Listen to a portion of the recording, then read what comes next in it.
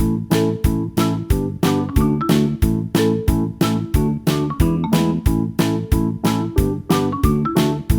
students, how are you? I hope that you will be fine and happy today. We will read this chapter 12, the real jewels. Let us start now this chapter. First of all, we read the reflects. The district of the South Connecticut is very different from another. The literacy rate here is high. People are the enterprising and hardworking.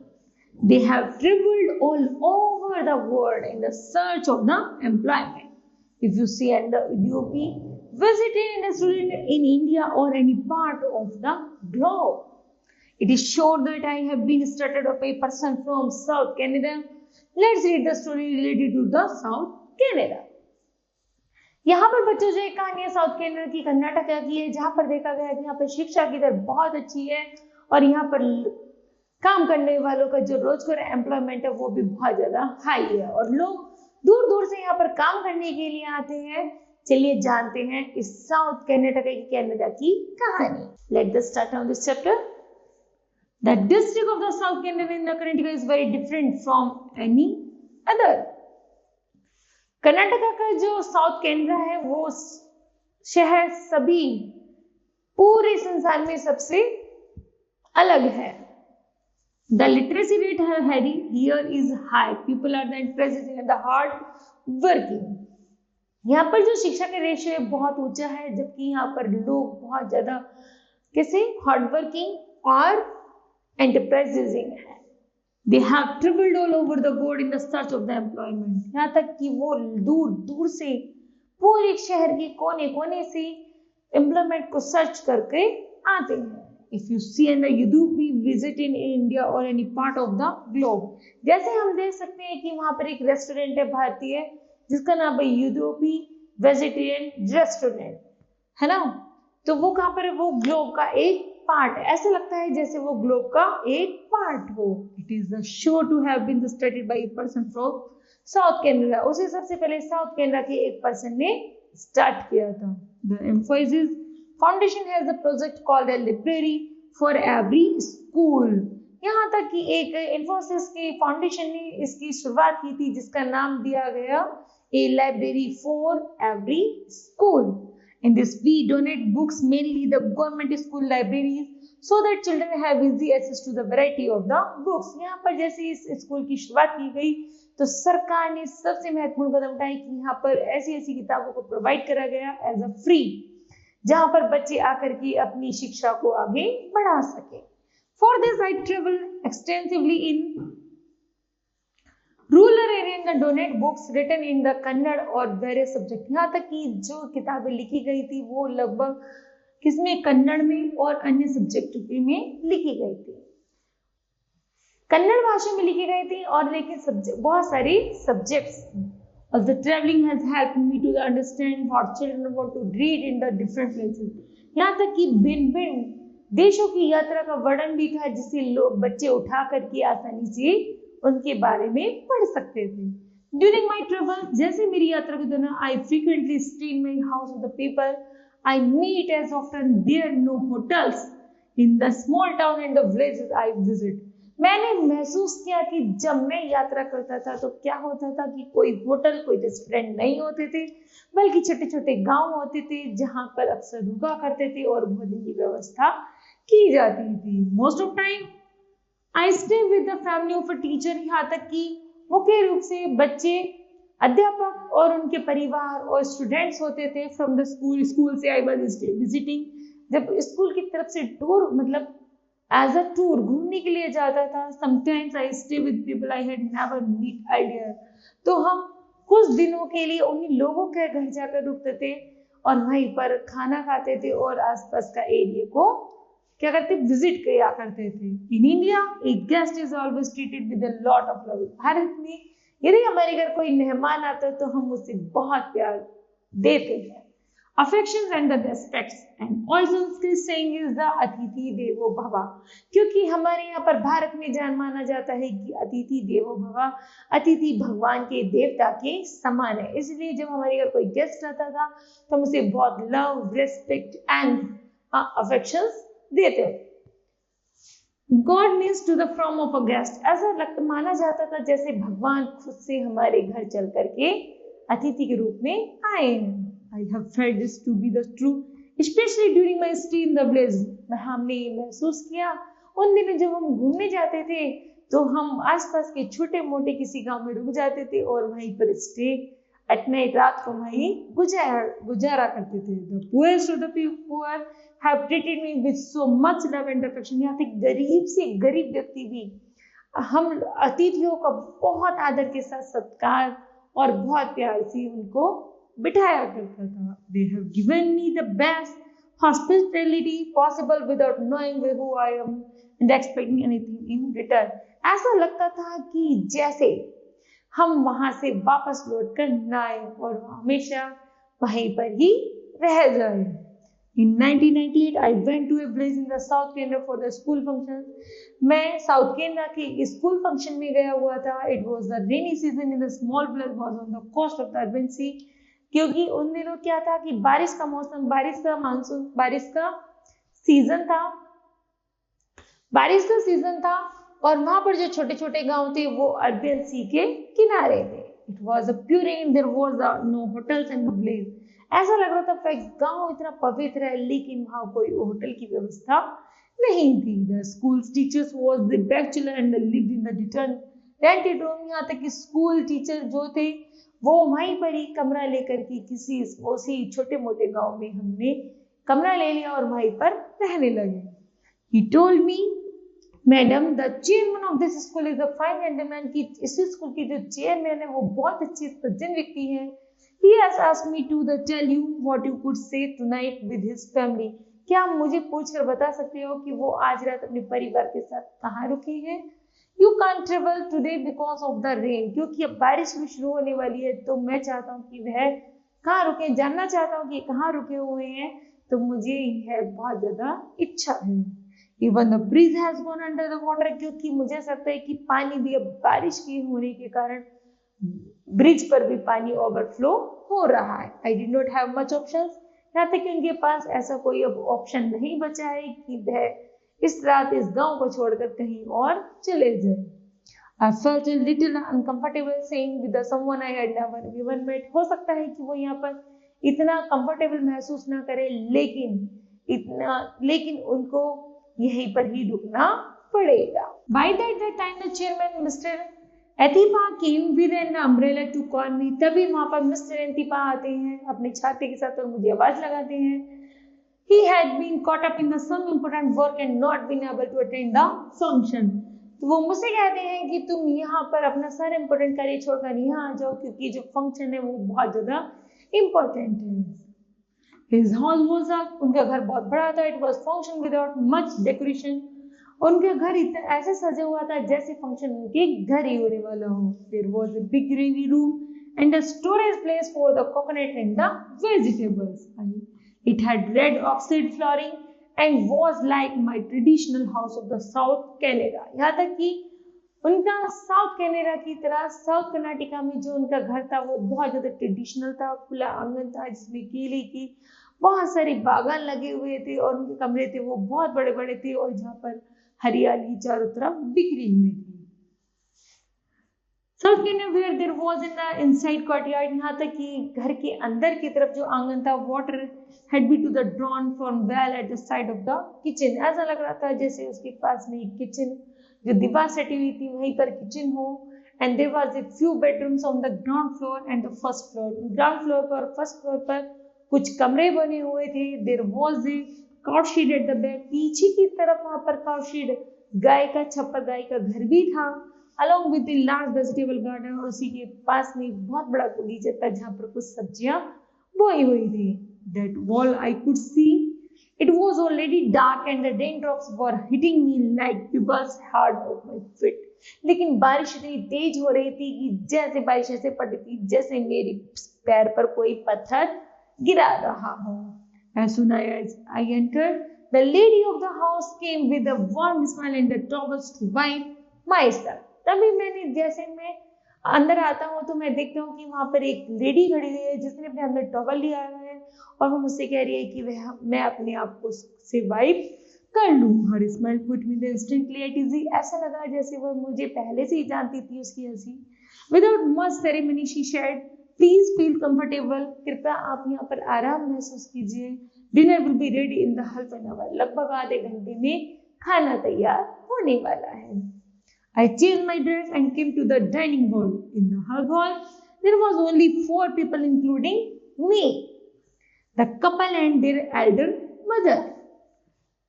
Lenten sleeves were laid on the floor and the cook were serving. There were the innumerable food items and did not know where to start. वहाँ का जो भोजन था बड़ा अजीब सा था, मैं नहीं जानता था कि कैसे शुरू किया जाए। The old lady of the house very gracious, जो old lady थी उस घर की बहुत ज्यादा शानदार, बहुत ज्यादा सुंदर थी। She reminded me of my large-hearted grandmother, ऐसा लगा जैसे वो मेरी अपनी दादी माँ हो। After dinner, I wanted to chat with her. मैंने कुछ देर खाना खाने के बाद उनसे बातें की।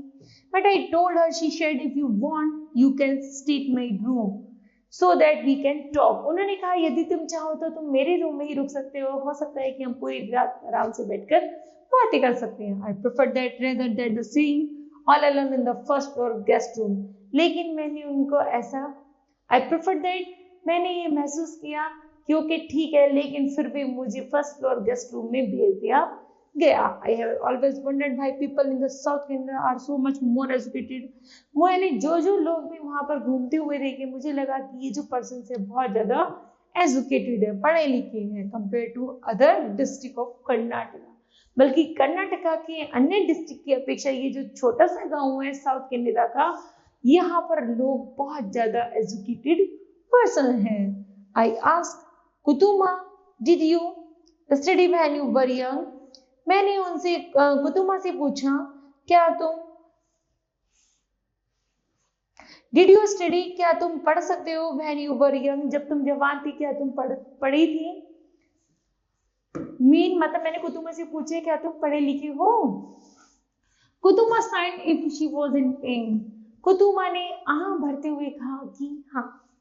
नो अनफॉर्चुनेट, भाग्यवश नहीं। I did not go to school, मैं स्कूल नहीं जा, दुर्भाग्य के कारण मैं स्कूल नहीं जा सकी। व्हेन आई वाज यंग, जब मैं जवान थी, we were extremely poor and I coolie in the garden of the school teacher. यहाँ तक मैं स्कूल टीचर में गार्डनिंग का काम किया करते थे, इसलिए मैं बहुत गरीब थी, इसलिए मैं स्कूल नहीं जा सकी। But I always felt education is essential, लेकिन मैं महसूस करती हूँ कि मैं अभी भी पढ़ सकती हूँ। If you can read and right, यदि कोई तुम मुझे पढ़ाओ और लिखाओ तो you can sure better job, तो मैं इस कार्य को बहुत अच्छे से कर सकती हूँ। In my case it was not possible, वो कहते हैं लेकिन अभी पॉसिबल नहीं है। So I was determined that my only son एथिपा should study as much as he could and I would work hard for that. मैंने कहा कि जो तुम्हारा जो केवल अकेला बेटा है एंथिपा, तुम उसको पढ़ा लिखाओ और वह बहुत अच्छा इंसान बन सकता है।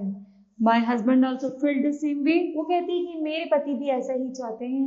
But he was killed by a snake bit, लेकिन हुआ क्या कि वह मारा जा चुका है एक सांप के काटने से।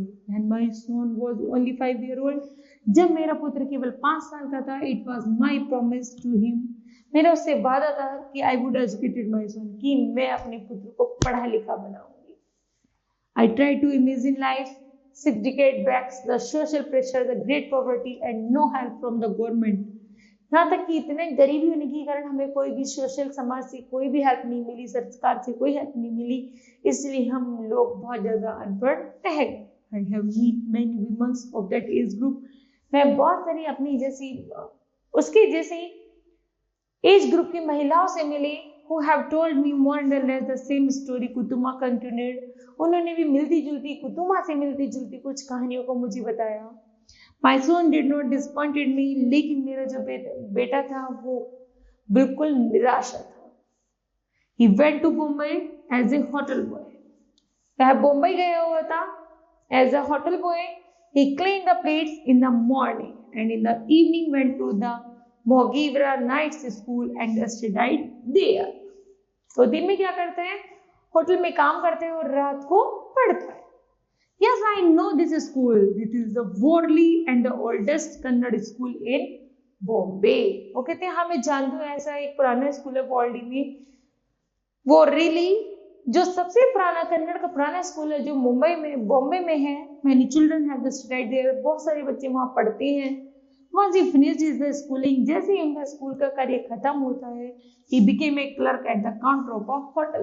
होटल की में कोई क्लर्क, कोई वेटर बन जाती है, क्योंकि उन बच्चों के लिए स्कूल जो खुलते हैं वो नाइट कॉलेजेस, वो रात के स्कूल होते हैं। He got is the degree and studies on hotel in Bombay. उन्होंने जैसे ही उनको डिग्री प्राप्त की तो उन्होंने अपना बॉम्बे में अपना होटल खोल लिया। ही बिकेम वेरी सक्सेसफुल, अब वो बहुत ज्यादा सफल व्यक्ति बन चुके हैं। Then why is he here now?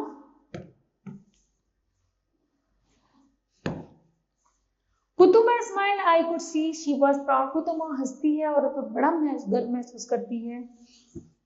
He studied many hotels in Bombay but I remained in my village. I never felt comfortable in Bombay in spite of the money he had, because nobody spoke my language there and like the village. वो कहती है कि मैं भी इस तरह का कोई होटल खोलना चाहती हूँ, अपने गांव का नाम प्रसार करना चाहती हूँ, लेकिन मैं जानती हूँ कि शायद मेरी कोई भाषा वहां पर ना जाने। Yes, I know there is saying in Sanskrit. वो कहता है हाँ तुम सही कह रही हो, क्या तुम संस्कृत पढ़ना जानती हो? तो जननी जन्म भूमिश्चो स्वर्गदपि गरिष्यसि।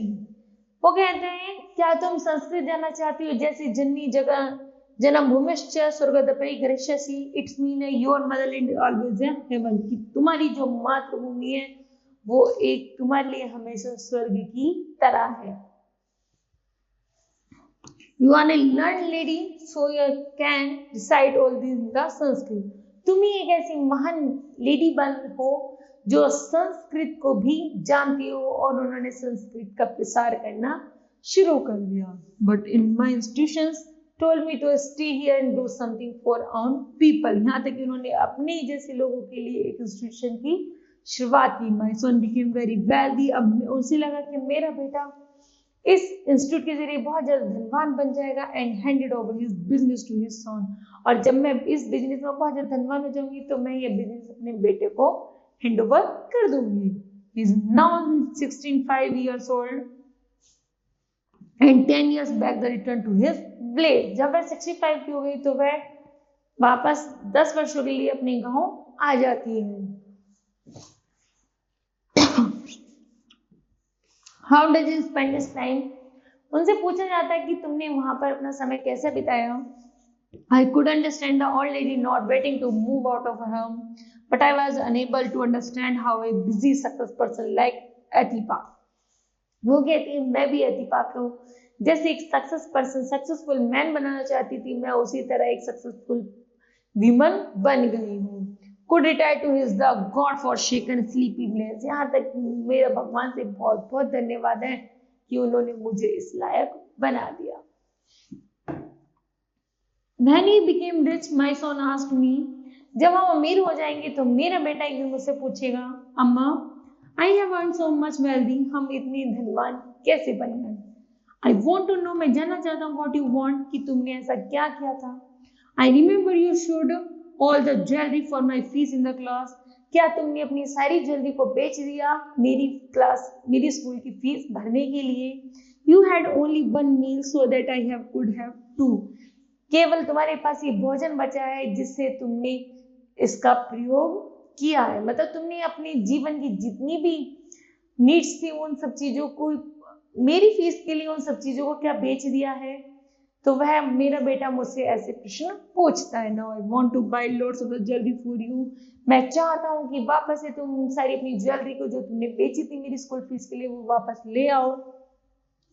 What did you answer? तो तुम उसका क्या आंसर दोगे? I told my son that is my life. वो कहता है मेरा बेटा तुम ही मेरा जीवन हो।